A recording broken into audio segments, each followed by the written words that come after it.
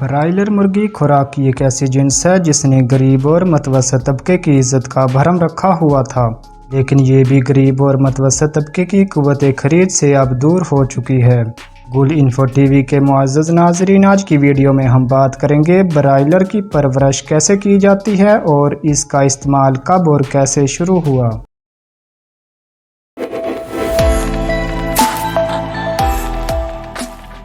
सबसे पहले हम बात करते हैं ब्रायलर की परवरिश कैसे की जाती है। ब्रायलर आमतौर पर बड़े बड़े शेड्स में परवरिश पाते हैं, जहां एक ही टाइम में 15 से 50 हज़ार तक ब्रायलर रखे जाते हैं। इन शेड्स को हर वक्त रोशन रखा जाता है ताकि मुर्गियों को एहसास ही ना हो कि कब दिन होता है और कब रात होती है। इसीलिए ये एक दिन में लगभग 23 घंटे तक खाती रहती हैं। जिस जगह इन्हें रखा जाता है इसे इस वक्त तक साफ नहीं किया जाता जब तक इनकी पूरी एक नस्ल तैयार होकर शेड खाली नहीं कर देती। ये आमतौर पर एक ही छत तले 35 से 40 दिनों में 2 किलोग्राम वजन के करीब तैयार हो चुके होते हैं।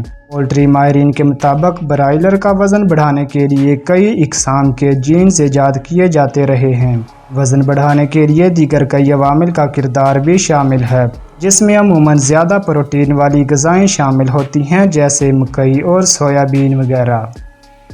अब हम बात करते हैं ब्रायलर का इस्तेमाल कब और कैसे शुरू हुआ।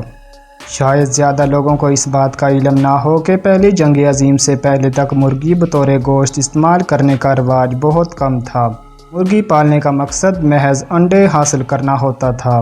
दूसरी जंग अज़ीम के दौरान अमेरिका और इसके कुछ इत्तेहादी ममालिक को जंगी महाज पर बकरे और गाय वगैरह का गोश्त पहुँचाने में मुश्किलात दरपेश थीं। चनाचे दूसरी जंग अज़ीम के इख्तिताम पर 1946 में अमेरिका को बढ़ती ग़िज़ाई ज़रूरियात और गोश्त की आसान तरसील का ख्याल आया, तो कुछ ज़रख़ेज़ ज़हनों की नज़र आसान और कम वक़्त में तैयार होने वाली मुर्गी पर पड़ी, क्योंकि इस वक्त मुर्गी ही वाहिद पालतू जानवर था जो दीगर चौपायों के बरअक्स कम वक़्त में पल कर तैयार होता था।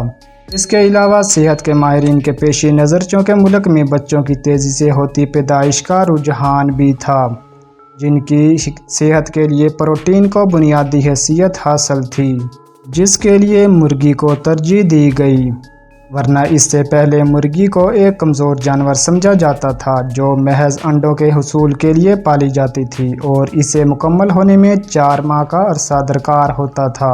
1946 में दूसरी जंग अज़ीम के इख्तिताम के बाद अमरीकी हुकूमत ने एक प्राइवेट कंपनी के इश्तराक से चिकन ऑफ टुमारो यानी मुस्तकबिल की मुर्गी के उन्वान से मुल्क भर के किसानों और जानवरों की अफजाइश करने वाले फार्मर्स को जीनियाती तरीक़ा के इस्तेमाल के ज़रिए एक ऐसी ब्रायलर मुर्गी तैयार करने का मुकाबला कराया जिसके ज़रिए कम वक़्त में बेहतरीन मयार का गोश्त हासिल किया जा सके।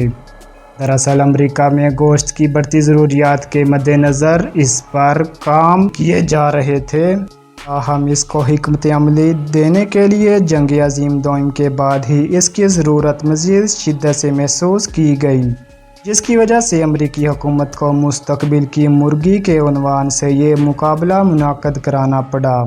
बरतानिया की लेस्टर यूनिवर्सिटी के शोबे बर्ड आर्कियोलॉजी के प्रोफेसर रिचर्ड थॉमस ने मुर्गियों की इस आगाही मुहिम के मुकाबले बारे एक मज़मून में लिखा था कि दरअसल इस मुकाबले के ज़रिए वो ऐसे परिंदे यानी मुर्गियां तैयार करना चाहते थे जो जल्द ही तंदुरुस्त और तवाना हो सकें और इन्हें कम उम्री में ही ज़िबा किया जा सके। आगे चलकर प्रोफेसर थॉमस कहते हैं, इस मुकाबले के इंतहाई मस्बत असरात आना शुरू हुए और देखते ही देखते पहली बार अवाम तक ब्रायलर मुर्गी की पैदावार पहुंचना शुरू हुई। वक़्त के साथ साथ ब्रायलर की पैदावार बढ़ती चली गई और जहां इसे मुफाद आमा में एक मुस्बत पेशरफ्त करार दिया जाने लगा, वहीं इसके मनफी पहलुओं पर तनकीद करने वालों की तादाद भी कुछ कम न थी। 2014 में कनाडा की अल्बर्टा यूनिवर्सिटी की एक तहकीक के मुसन्नफ मार्टिन ज़ियोडोफ के मुताबिक जदीद तहकीक की ये एक बड़ी कामयाबी है। इसके ज़रिए इससे पहले 4 माह से ज़ायद अरसा में ज़िबा के काबिल होने वाला परिंदा अब 4 से 5 हफ्तों में ज़िबा के काबिल बना दिया गया है। इसी तहकीक के मुसन्निफीन ने यह भी कहा कि किस कदर हैरान कुन बात है कि सिर्फ निसफ सदी से कुछ ही ज़ायद अरसा में ब्रायलर चिकन के औसत हुजम में 4 गुना इजाफा मुमकिन कर दिखाया गया है। मुअज़्ज़ज़ नाज़रीन, आज की वीडियो के लिए इतना ही। अगर आपको वीडियो पसंद आई है तो वीडियो को लाइक करें और चैनल को सब्सक्राइब ज़रूर करें। शुक्रिया।